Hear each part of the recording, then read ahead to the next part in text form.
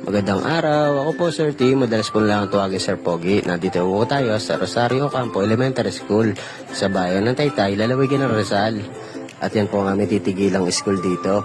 At syempre, yun ang nga sinasabi sa ula, walang electric fan, kaya bibili tayo ng ating pamalakas, ang clip fan.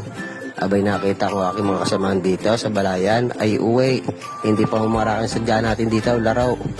Pagkaganda ng palengke dito, may elevator, kita nyo naman.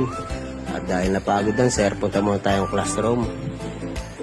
Yan, nagubad naman ako ng sapatos diyan at saka din ng pako. Yan po ang aking titigilan ng classroom. Kasama ko po dyan ang mga opisyal na lalaki ng iba't ibang laruan. At dahil ginapi sa pamarakat, napasabit ako sa kakwentuhan, kain muna tayo. Ay nakalimutan ko palang ID kunin. Papagawa muna ako kay sir. Baka hindi ako papasukin palabasan ng school. Baka isipin ako inutusan lang bumili ng suka. Maraming salamat sir at tagawa nyo ng ID ko. Ibang araw, babalitaan ko ulit kayo. Paalam!